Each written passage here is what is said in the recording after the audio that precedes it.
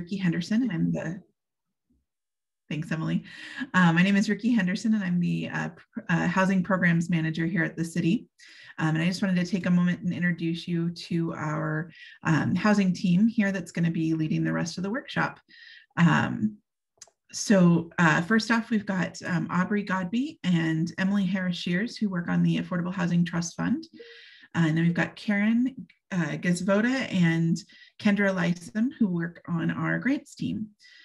So I'm going to hand it over now to Aubrey. And as y'all saw, we are recording this so we can put it up on YouTube later and folks can reference it and we can look back for questions. If you can throw your name and your affiliation in the chat if you haven't already done that. And then if you've got questions as we go, feel free to put it in the chat and we'll be monitoring those as we go. And then we'll take questions formally sort of at the end of the presentation. So I'll hand it over to you, Aubrey.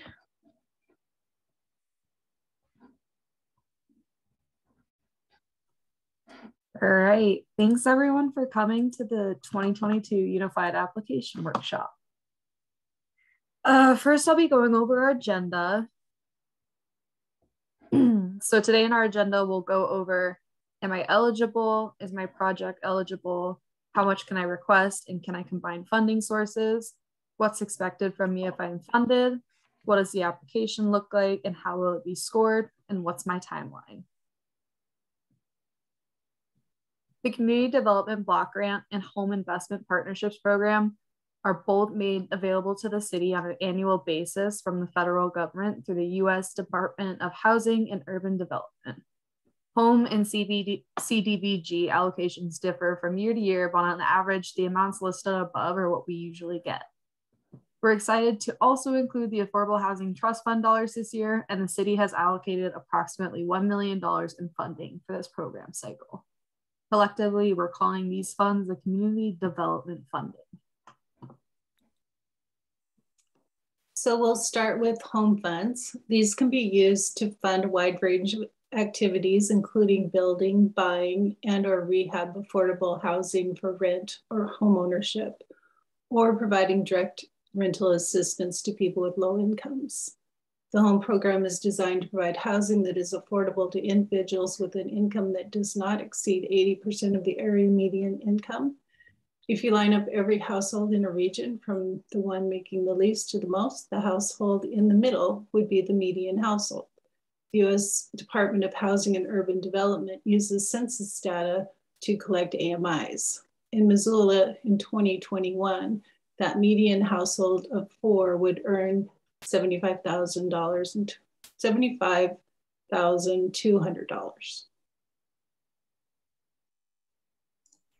Cdbg supports community development activities to build stronger and more resilient communities. Activities may address needs such as housing, rehabilitation, acquisition of real property, homeowner assistance, demolition, infrastructure, and public facility improvements, economic development, and social services. It can be used for construction, but only in very limited circumstances. Funds are designed for projects that meet one of 3 national objectives and benefit people who earn low to moderate incomes.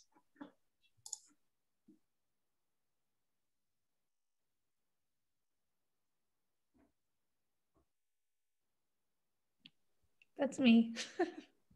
So the Affordable Housing Trust Fund is local funding that's dedicated to create and preserve housing that is affordable to Missoulians. And the purpose is to spur and harness the market to help people get in at different entry points. The Affordable Housing Trust Fund activities are broad and flexible and can be used for a variety of housing related activities, including preservation, new construction, and consumer housing services. And there are income limits for different activities within the trust fund, which include households who have incomes up to 80% of the area median income for rentals, up to 120% of area median income for home ownership, and then there are no income limits for consumer housing services. So any eligible for-profit or nonprofit organization, business, or government agency may apply for community development funding. although additional things to consider before applying is if your staff has the capacity and expertise to track costs, report outcomes, and adhere to regulations. Specific demographic data records and documentation requirements can extend for years beyond completion of an activity, depending upon the scope and outcome of the project. This is a chart of potential projects and what funding sources can support each one. We can help you decide which funding source will be best for your project. Keep in mind that all projects must serve low to moderate income households. Projects may be located outside city limits, but there may be additional stipulations.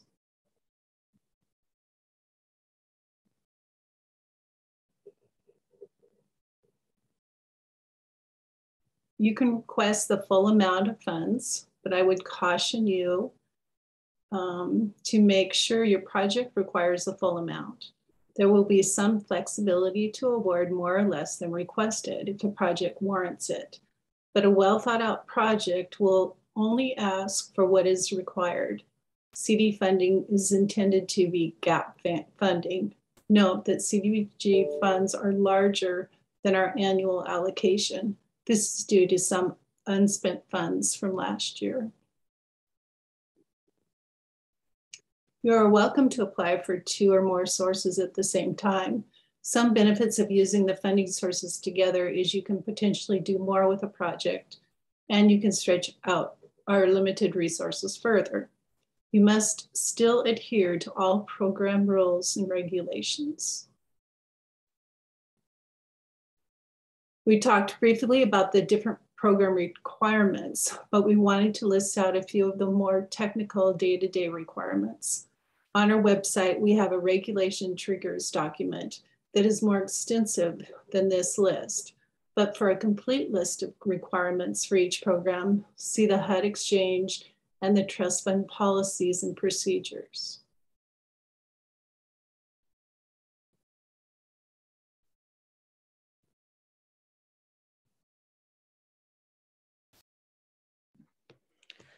There are 2 phases of the application, the pre-application and the application itself. We do a pre-application to get a feel of your project and see if our funding is right for the project before asking you to fill out the full application. The application is your chance to give us a detailed look into your project. There are 2 parts, the narrative, which is the application itself, and the budget supplement. And remember that as far as we're concerned, if it's not in your application, it's not a part of your project. So each part of the application is meant to speak directly to the scoring criteria against which we will decide how which projects we'll fund. We want to know what your project is, how ready your organization is to take on the project, and what you need on or what need or problem your project is addressing, among other things. We're not going to go through each section of the application, but we will look at the scoring criteria and the process behind it. Applications will be reviewed and scored by a scoring committee, and an aggregate of the scores make the final score. Before the scoring, the timing. Before the scoring committee receives the applications, our staff at Community Planning, Development, and Innovation will preliminarily score the application based on 2 categories, which are completeness of the application and the committed match funding. Completeness of application means all portions of the application were filled out and all attachments were included. Committed match funding means that the required 25% match is identified and secured, or there's a plan in place to secure the match funding.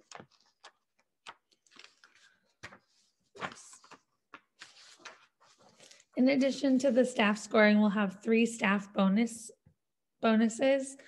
which are preventing displacement, innovation, and the funding request type. The bonuses aren't required, but can help boost your application score. And preventing displacement means that the project actively promotes residents staying in their homes through things such as rehab or permanent affordability or acquisition.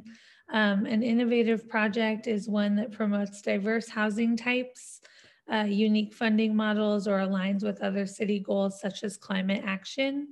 And finally, the funding request type bonus is only for the trust fund applicants. And if the project asks for a loan or a grant, basically if you ask for a loan, you'll receive a 25 additional points. And I just want to add that with the bonus scoring being done only by staff, it'll mean that the application just gets 1 score for that. And then now we're going to review the various categories of the scoring committee will use to score the applications. Our scoring will be based on the scoring rubric that's available in the application materials. And the main categories we'll be scoring your application on include all of those listed here. So if you remember from high school English class, a rubric is a way to not only ensure fair scores across the projects, but also shows the applicant what is expected of them in order to receive the desired points. So the scoring committee will use the scoring rubric to determine the score they feel best reflects the answer that the application provided. Scoring categories have a range of points between them, and it's up to the individuals of the scoring committee to determine what points they feel the application earned. For instance, a project that sounds really good, but that's missing vital information as to the implementation might only score a 20 in the project design category from one scoring committee, but it might score 24 from another. This is why we average the scores across the project. Project design is where you'll tell the scoring committee exactly what it is you intend to do with the money. To receive maximum points, you'll want to provide a detailed project description that shows you've planned out this project and can implement it successfully. It will also demonstrate your knowledge or experience in doing similar projects in the past. If you haven't done similar projects, don't worry. Just expand upon the experiences that you do have and prove to the scoring committee that you know what you want to do, what you have to do, and that you have the ability to do it. Demonstrated knowledge of community need is where you'll tell the scoring committee how your project relates to one of the city's housing goals. An application that scores the highest will not only speak to how its project aligns with one or more of the city goals, but also demonstrates this correlation using data. Federally funded projects must relate to the 2019-2023 Consolidated Plan goals, and the CON plan can be found on the Community Development website, while trust fund projects must align to its annual allocation plan goals. Okay, so impact and outcomes is where you'll tell the scoring committee what impact your project will have on low and moderate income individuals or the community. What changes will your project bring about for our community? How will these changes be quantified? You'll need to demonstrate how your project will move the needle toward the city's housing goals. And then financial feasibility is where your work on your budget supplement spreadsheet will come into play. The project that scores the highest on this section of their application will demonstrate that they have the necessary financing in place to carry out the project, and if possible and applicable, the project's long-term viability. The scoring committee will want to see that the requested funds are necessary for the project, that your organization is in good financial standing, that you explored other funding sources before coming to CD for funds, and that your organization has a plan to secure any outstanding funding sources. Readiness and timeliness speaks to a project's ability to begin within a year for programs or services and 2 years for acquisition, construction, or rehab. This goes hand in hand with the project's design, ensuring that your project is thought out and ready to go. A detailed timeline should be provided to show that you understand and can implement this standard. Remember that each part of the application is meant to speak directly to one or more categories of the scoring rubric.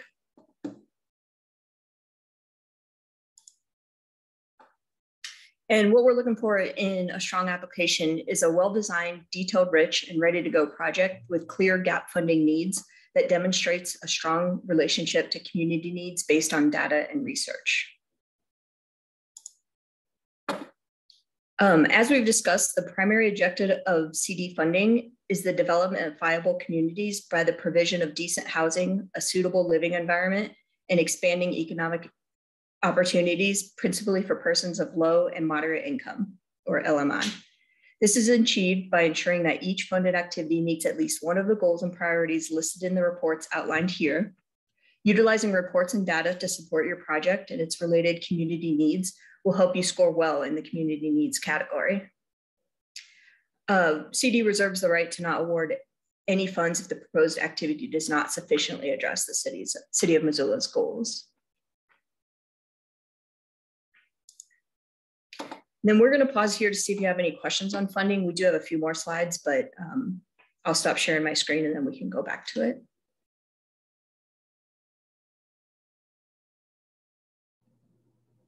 So Jesse had a question in the chat about the terms of a loan. So I can speak to the trust fund on that. Jesse, we're going to work with the applicant to develop the terms. They're not set yet. Because we know that different project stacks will have different needs. And then I'm not going to answer about the federal loan terms. Those will depend on the project as well. In general, do you imagine shorter term loans in terms of like under 5 years or potentially longer than that?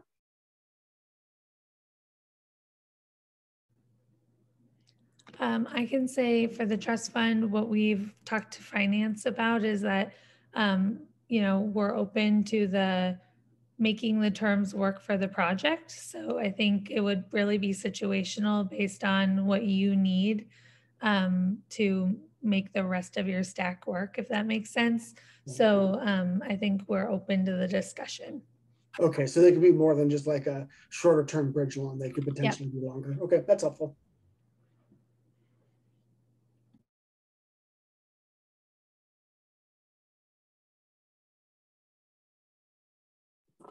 Hi, this is Patty Kent. Can you hear me? I asked in the chat, is the AMI for homeowner rehab also up to 120%?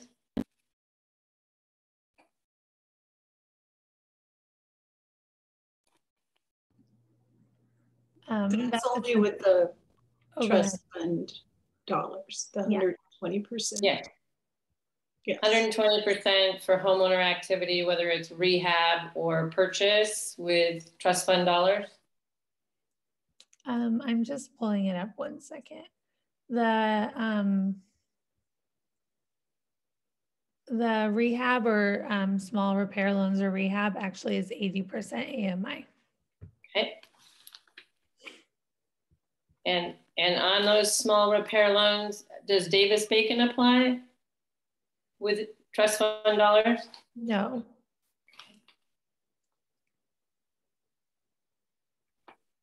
And is there a match for those trust fund dollars? Yes, the match is 25%. Thank you. Kendra, can you please pull up the slide with the flow chart of all the steps?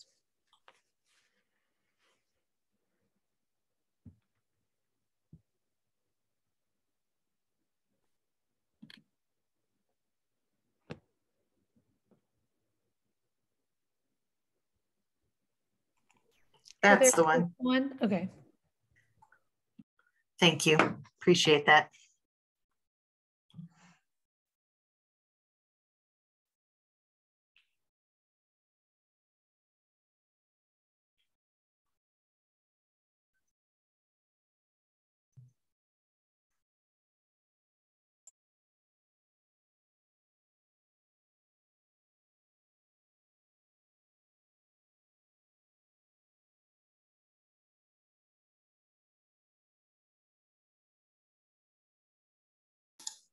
Are there any other scoring questions?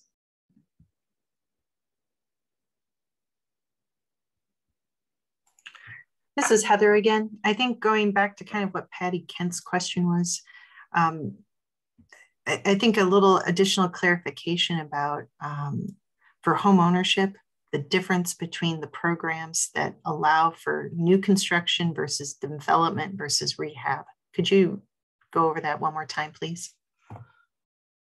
I know there was one of these pages illustrated that pretty well.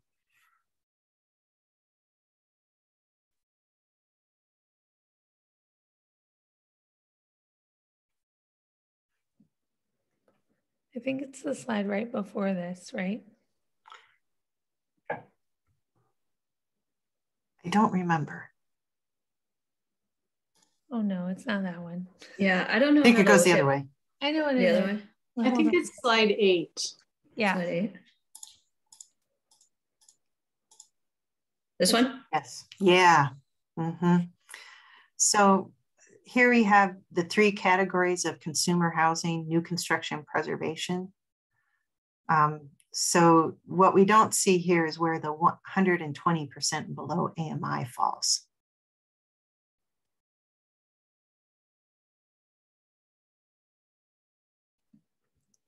Yeah, that's a good point. It is outlined in the application guidelines what the income limits are, but not in this chart. Okay, if I remember what you said, Emily, so when we see homeownership development for the trust fund itself, it's really below 120 of AMI. Mm-hmm. And homeownership development for all the other ones is under 80%. For rentals, yeah, and then for rentals for new construction for rentals in the trust fund is 80% AMI. Homeownership is 120, and then for the other sources, CDBG and home, it's 80. Okay, all right, thank you.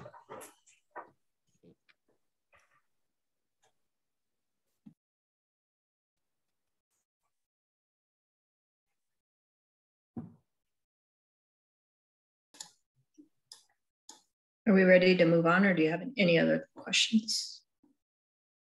I'm good. Okay, I can't see the chat, so if there's any other questions. In the chat. Okay.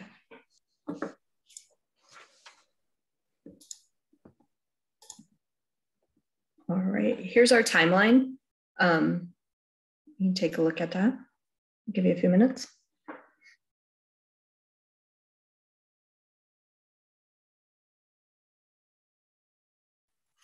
Clarifying question, what does the TA stand for as an acronym? That's technical assistance, so we'll be available for questions and such. Thank you.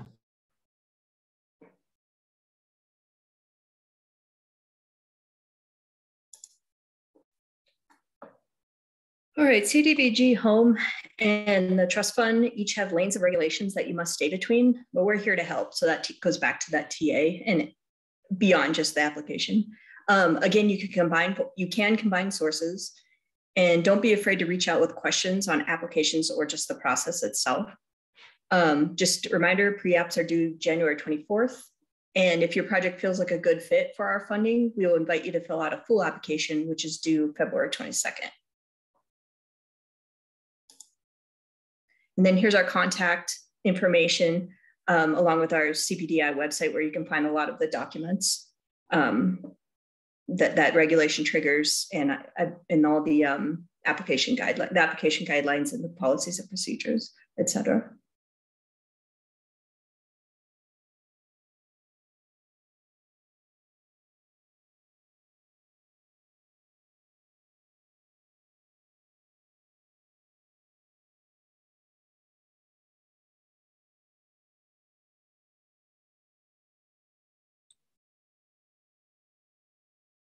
We'd welcome more questions at this time, or if anyone who has received funding before and would like to speak on their experience, we welcome those kind of comments as well. Could you talk a little bit about the period of affordability? The language in the application guidelines was a bit confusing to me. And I'm asking specifically regarding trust fund. Did you say regarding the trust fund? Yes. Okay, thanks. There was some static on that. Yeah, so the period of affordability for the Affordable Housing Trust Fund is graduated based on the award that you receive. So I'm just going to pull the chart up for myself. So essentially, if you take under $30,000 to do activities like small repair loans, acquisition, rehab, or mobile manufactured home preservation, your period of affordability is 20 years. And then it goes up from there based on the level of investment that you receive. And then all new construction projects have a baseline, a period of affordability of 35 years, and all community land trust projects have a period of affordability of 75 years. And that was based on recommendations we received from community land trust providers. Thank you. Does that answer your question, or is there something more specific? Yeah, yes, it does. Thank you. In the amount of CDBG funds available, I'm sorry if I was just confused by the slides, but an early slide said it looked like you had $500,000 in CDBG, but then later I thought I saw a slide that was more like $1 million when you're talking about having extra funds available from past years. And I'm just curious, I just want to clarify what's available in terms of CDBG funds for this cycle. Or did I just misread the slide? Which is No, it was confusing. So our annual allocation average is about 500. Got it. But we have some additional funds left over. So we have about $1 million to allocate this year. In CDBG, okay. Mm-hmm. All right. And then I guess one last question in terms of, I'm assuming that in the application process, like if we're going to be applying for different funds for like a similar project, like you talked about there, that we're all going to want to spell out, like we're requesting this much from CDBG, this from the trust, this much from home, or whatever that, however that plays out. That's right, Jesse. And that's in the budget supplement, there's a section that says like for fund source, and it said, and you would put it there. Yeah, okay.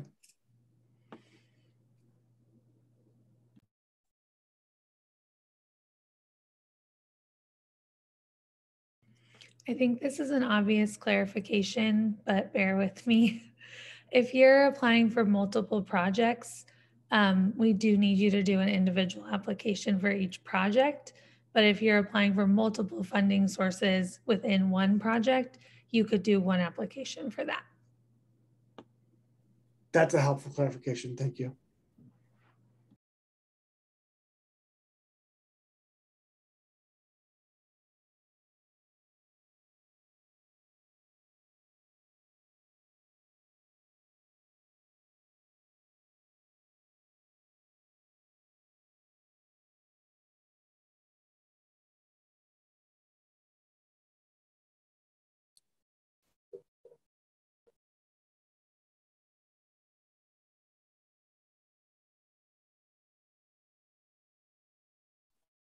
Hi, this is Patty again.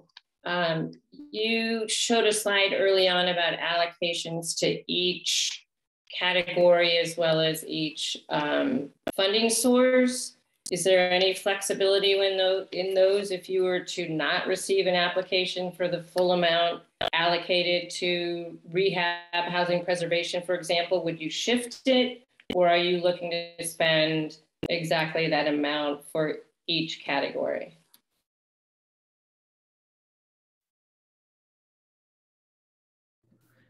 I think that's a trust fund specific question, so I can start the answer. We are using the allocation plan that the Affordable Housing Resident Oversight Committee set in December, and they set their priorities and then essentially the budget for each award cycle. But they wrote contingencies in that to essentially say that preservation dollars and new construction dollars can move fluidly between the two line items depending on the strength of the applications and just generally what applications are received. So there is flexibility between housing construction and housing preservation for the trust fund. And then the consumer housing budget of $60,000 is set. Thank you. Mm-hmm.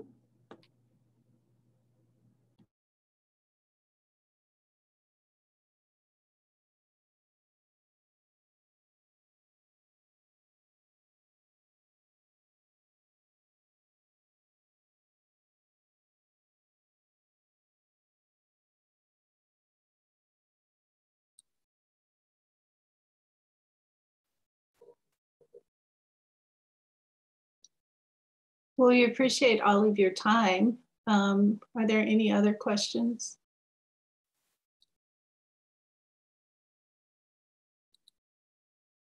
Again, thank you for attending, and we look forward to seeing your pre-applications.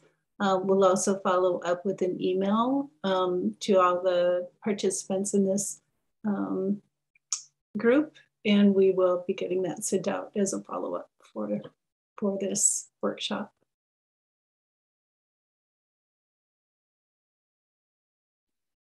Thank you. Thank you. Thanks.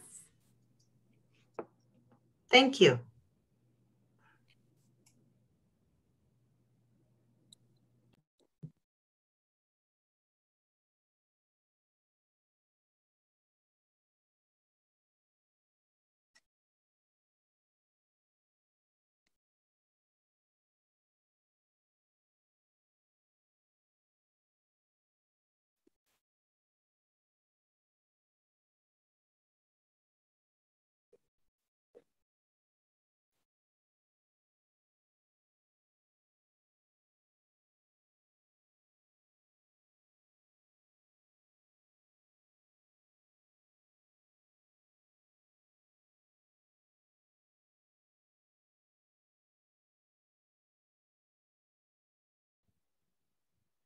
Nice job, everybody.